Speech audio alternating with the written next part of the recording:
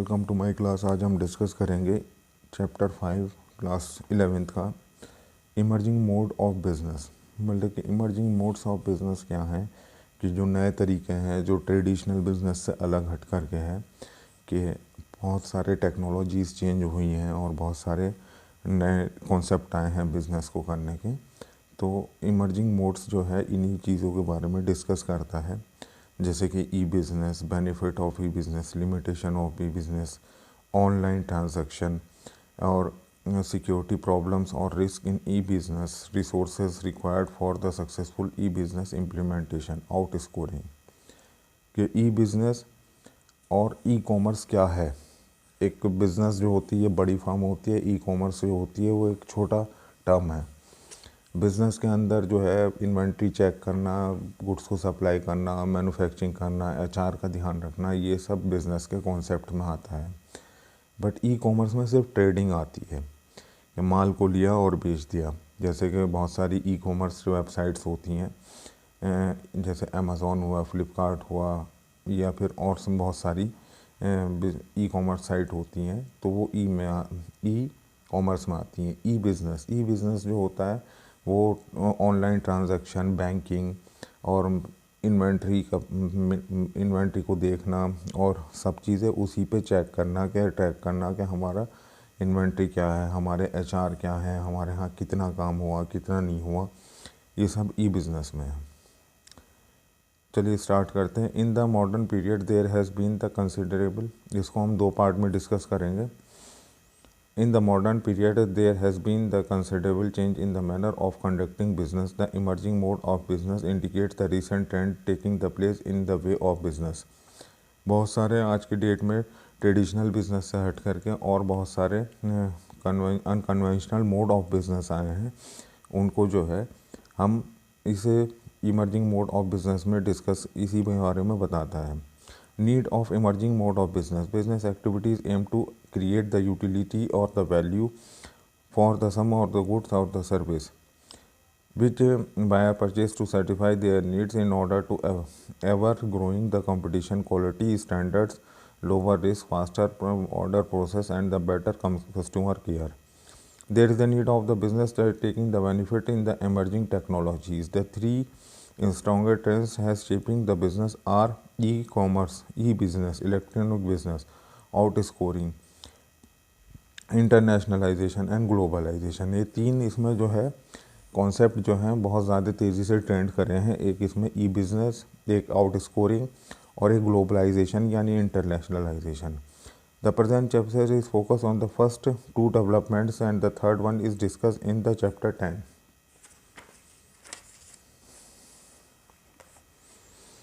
Electronic business, commonly referred to e-business or the e-business refer to conducting the business activities over the internet only any other computer network। कि electronic business जो होता है उसके लिए सबसे पहली requirement दो चीज़ों की ज़रूर है, एक कंप्यूटर या फिर मोबाइल या फिर इंटरनेट कनेक्शन। इनके बगैर ई बिज़नेस को कर पाना बिल्कुल नामुमकिन है। In the word of Philip Kotler, electronic business is the general term of buying and selling process that supported by electronic means। E commerce जो है जनरली वो बाइंग और सेलिंग जो है इलेक्ट्रॉनिक मीन्स में ही होती है, कि बगैर इलेक्ट्रॉनिक मोड्स के, इलेक्ट्रॉनिक गैजेट्स के हम उसमें कन्वेंशनल मार्केटिंग या कन्वेंशनल वे ऑफ बिजनेस नहीं कर सकते। मेनी टाइम्स ई बिजनेस और e commerce are use the interchangeably.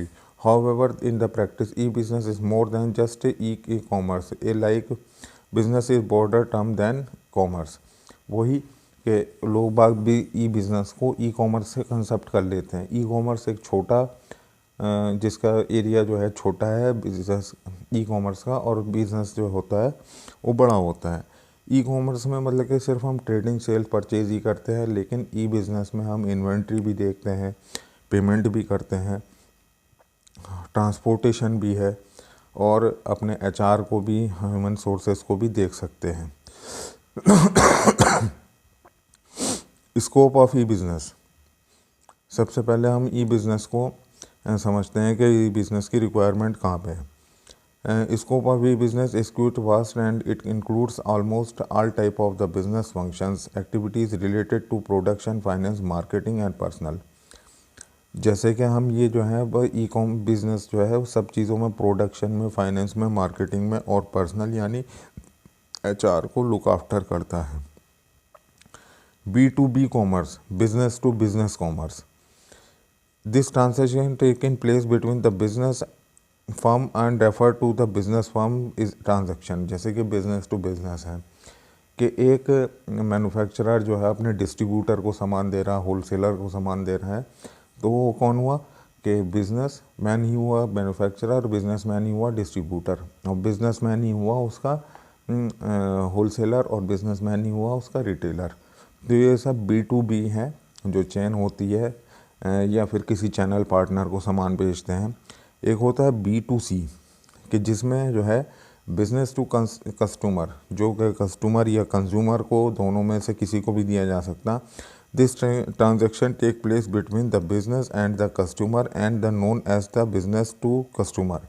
B2C e commerce facility, जैसे कि हम B2C कॉमर्स को हम रिलेट कर सकते हैं कि एक बिज़नेस है अमेज़ॉन जो कि, और फ्लिपकार्ट जो कि B2C से कन्वर्ट होता है कि बिज़नेस होते हैं, बिज़नेस ऑर्गेनाइजेशन अमेज़ॉन और फ्लिपकार्ट, ये जो है बिज़नेस ऑर्गेनाइजेशन हुआ और इनके पास जाते हैं बायर, कंज्यूमर या कस्टमर कि वो सीधे सीधे इनसे परचेज़ करते हैं। तो ये भी एक इलेक्ट्रॉनिकली, इसमें कंज्यूमर जो है एक्चुअल और एंड यूज़र होता है और बिजनेसमैन जो होता है वो सेलर होता है। एक होता है C2C commerce. C2C commerce means उसमें बहुत छोटा ट्रांजैक्शन होता है, वेबसाइट होती है जैसे कि फ्लिपकार्ट हुई, वो फ्लिपकार्ट नहीं, क्विकर हुई या फिर ये OLX हुई, कि इसमें क्या है कि कुछ भी जो है अपना सामान उठा करके बहुत सारे रीसेलिंग पे लगाते हैं, या फेसबुक की मार्केट प्लेस हुआ, उसमें जो है कि बहुत सारे अपने लैंड बेचना चाह रहे हैं, बहुत सारी शॉप बेचना चाह रहे हैं, पुरानी गाड़ियाँ बेचना चाह रहे हैं या पुरानी मोटरसाइकिल बेचना चाह रहे हैं, तो उसमें कस्टमर टू कस्टमर है कि कस्टमर अपना ही पुराना कोई सामान बेच रहा है किसी दूसरे अन्य कस्टमर को, वो C2C कॉमर्स में आता है। Intra-B commerce, as discussed the three before the as discussed before the e-business, the wider form than the e-commerce. E-business include not only e-commerce, B2B, B2C and C2C, but also intra-B. Intra-B is the commerce refer the interaction and dealing among the various department and the person within the firm. Intra-B means वो होती है कि जैसे कि हम एक firm है, उसमें प्रोडक्शन यूनिट है, उसमें मार्केटिंग यूनिट है, उसमें सेल्स यूनिट है, उसमें क्वालिटी में यूनिट है, उसमें फाइनेंस में यूनिट डिपार्टमेंट है। तो उनको जो डील करते हैं कि जब कोई काम हो जाता है, जैसे कि प्रोडक्शन में बहुत सारी स्टेजेस होती हैं कि टेक्सटाइल में है कि कलरिंग होना, कपड़ा बनना, प्रेस होना, तो जब प्रेस वाला काम आता है उसका, तो वो जब तक नहीं होता जब तक उसके ऊपर कलर ना हो जाए, जब तक वो कपड़ा बन ना जाए, तो उस तरीके से इंट्रा-बी बिजनेस होता है जो अमंग फर्म होता है, फर्म के अंदर ही अंदर। बेनिफिट्स ऑफ ई कॉमर्स, इसमें हम बेनिफिट को डिस्कस करें। Expand the market place to the national and international market, कि इसमें जो मार्केट प्लेस का एरिया जो है वाइड हो गया है, इसमें बहुत ज़्यादा इन्वेस्टमेंट नहीं पड़ता कि हर जगह शॉप खोलनी पड़े फिज़िकल, या फिर कोई वर्चुअली ये एक बिज़नेस होता है, इसमें किसी इन्वेस्टमेंट की बहुत ज़्यादा ज़रूरत नहीं है, एक कंप्यूटर की, एक लैपटॉप की, और या फिर एक इंटरनेट कनेक्शन की, या फिर आप मोबाइल से ही ऑपरेट हो जाते हैं। एक में कुछ रजिस्ट्रेशन प्रोसेस होता है, उसको रजिस्ट्रेशन कराने के बाद में ये बिज़नेस स्टार्ट हो जाता है। इसमें कोई शॉप हमने लेने की ज़रूरत नहीं कि शॉप ही लेकर के हम बैठेंगे, बिल्कुल ज़रूरत नहीं है। ये घर के अंदर भी एक ऑफिस से चल जाता है और अच्छा चल जाता है, लेकिन इसका कॉन्सेप्ट जो है ट्रेडिशनल से बहुत अलग होता है, और इसमें नेशनल और इंटरनेशनल, डोमेस्टिक और इंटरनेशनल दोनों मार्केट को कवर कर देते हैं। Gradual decline in the cost of operation, बहुत कम जो है इसमें इन्वेस्टमेंट की ज़रूरत पड़ती है। फैसिलिटी पुल सप्लाई चेन में pull the strategy intend related in the just time and inventory management under the product where the products under the product where the products are supply chain only when the consumer demand justify. Competitive advantage over the competitor. Proper time management and support business process. Small firm coexist with big firm. Benefit: flexibility, competitive price, and the more option of the choice as customized product, quick and timely delivery. Employment potential: facilitate e-auctions and e-tenders, interaction with customer, wider outreach. बहुत सारी इसमें facilities हैं कि हम छोटे से होने के बाद भी एक बड़ा कंपटीशन ले सकते हैं। जैसे कि एक एग्ज़ाम्पल के तौर पे समझाते हैं कि पहले सिंगर होते थे, बड़े बड़े सिंगर, कुमार शानू, सोनू निगम और उदित नारायण या अलका याग्निक, ये सिंगर होते थे। तो ये कुछ कंपनीज़ में काम करते थे, जैसे कि टी सीरीज़ वगैरह हुआ। लेकिन आजकल एक कुछ ऐसा भी ट्रेंड है कि इंसान जो किसी के अंदर टैलेंट है तो बड़ी कंपनी के पास जाने की ज़रूरत नहीं, वो अपना यूट्यूब पे गाना बनाए और गाना बना के उसे अपलोड कर दे। अगर वो चलने वाली चीज़ है, चलने वाला सॉन्ग है, तो वायरल हो जाता है किसी भी बड़े सिंगर के। आप अपने घर से बैठ कर के आप अपने मोबाइल से ये सब चीज़ें कर सकते हैं। एक एग्ज़ाम्पल के तौर पे समझाया।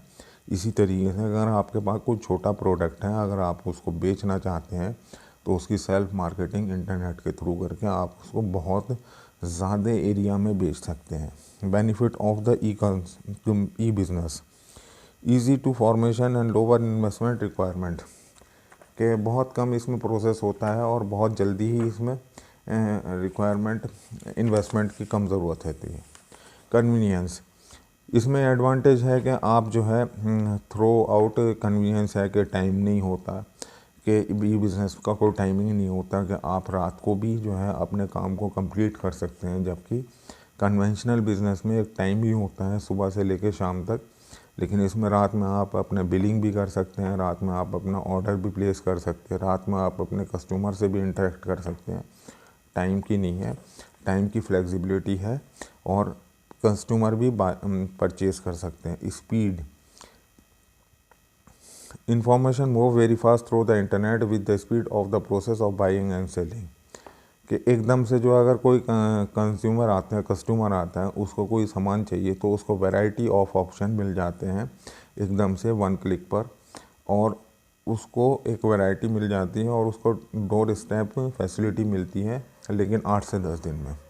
ग्लोबल रीच: इसका कॉन्सेप्ट जो है ग्लोबल रीच होता है, ये हर कोई नहीं कर पाता जब तक इसमें नॉलेज नहीं होती, जब तक इसमें सही इन्फॉर्मेशन नहीं होती।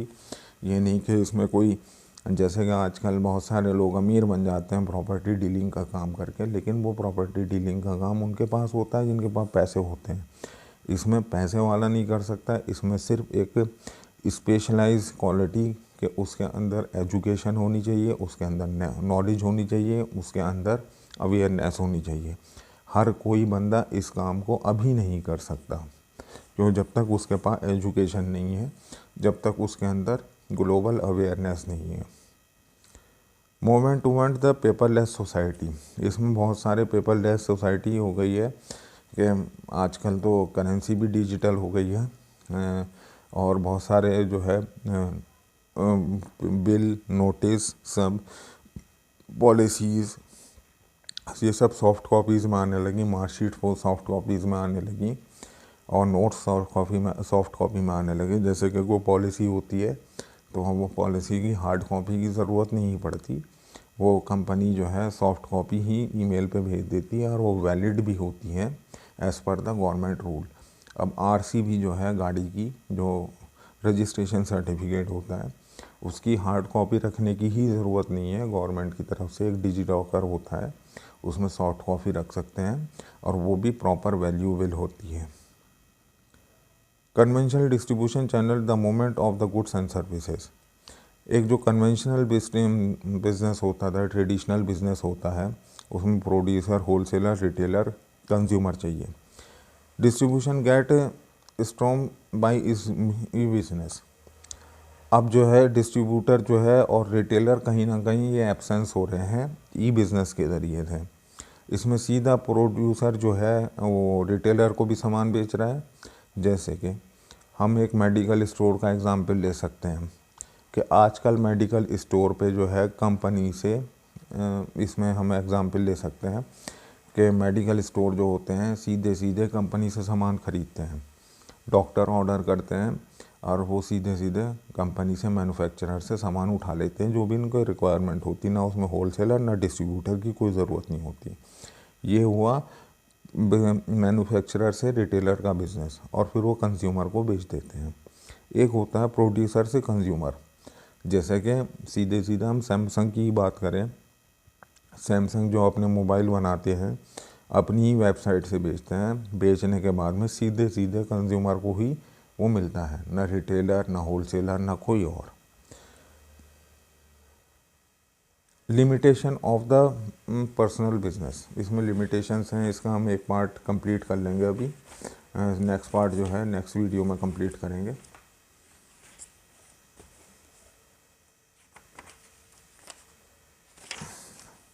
Limitation of e business, low personal touch, कि जब हम कोई ई कॉमर्स पे अपने लिए कपड़ा ढूंढते हैं या कोई जैकेट ढूंढते हैं या जीन्स ढूंढते हैं या जूते ढूंढते हैं, तो उनकी जो इमेज होती है उसका हमें प्रॉपर जो इमेज मिलती है वो तो बहुत अच्छी लगती है, लेकिन उसकी क्वालिटी क्या है, अगर उसमें डिस्क्रिप्शन नहीं पढ़ सकता कोई तो उसकी जो क्वालिटी को हम इतना अच्छा टेस्ट नहीं कर सकते अगर वो, क्योंकि हमारे सामने नहीं, उसके फैब्रिक को नहीं, उस एग्जैक्ट कलर हमें नहीं पता लगता, ये इसमें लिमिटेशंस है। Ignorance between the order taking giving the outer fulfilment speed delay in the delivery. आज हमने ऑर्डर किया कोई ऑनलाइन एक जीन्स का ऑर्डर किया, तो हमें 4 दिन 5 दिन या हफ्ता या 10 दिन में मिलती है, और ये हमें जो है 10 दिन का, हमें ऑर्डर तो प्लेस हो गया आज ही, पेमेंट भी चला गया आज ही, लेकिन 10 दिन बाद हमें सामान मिलेगा। Need of the technology capability confidence of the parties to e business, हमें टेक्नोलॉजी की ज़रूरत पड़ती है हर टाइम, मोबाइल की ज़रूरत पड़ती है हर टाइम, इंटरनेट की ज़रूरत पड़ती है हर टाइम, उसमें आंखें लगाने की ज़रूरत पड़ती है, आंखें कमज़ोर हो जाती हैं, चश्मे लग जाते हैं, इस वजह से इसमें ये लिमिटेशंस हैं। Increase their risk due to the autonomy and the non traceability of the party, online transaction are prone to a number of the risk can result into the financial reputation or the physical losses of the party involved in the transaction. The risks are related to difficult to establish identity and location, बहुत सारी जगह जो है हम जो है गलत order place कर देते हैं किसी और गलत जगह पर, वो कस्टमर को नहीं मिलता, वो बायर को नहीं मिलता, किसी और को मिल जाता है। कभी कभी बायर कंपनी जो है किसी और को जो है वो प्रोडक्ट डिलीवर कर देती है। लॉस ऑफ प्राइवेसी, इसमें हर चीज़ जो है नज़र में रहती है, गूगल वगैरह के, योर नाम, योर ट्रांजैक्शन, योर आपने क्या ख़रीदा क्या नहीं ख़रीदा, ये सब चीज़ें नोटिसेबल होती हैं। पीपल रेजिस्टेंस, और इसमें बहुत सारी चीज़ें हैं जो आप पढ़ सकते हैं। Finally it can be concluded the most of the limitation of the e-business are in the process or being overcome. So the e-business has the potential to reshape the business governance, the economics. Therefore, we should familiarize over with all the aspect of the e-business. So despite limitation and e-commerce in this way. यहाँ हमारा जो है एक part हमने complete कर लिया है जो ई बिज़नेस और ई कॉमर्स से रिलेटेड है, इमर्जिंग मोड ऑफ बिज़नेस। अब हम नेक्स्ट वीडियो में ऑनलाइन ट्रांजैक्शन का डिस्कस करेंगे। Thank you very much for watching.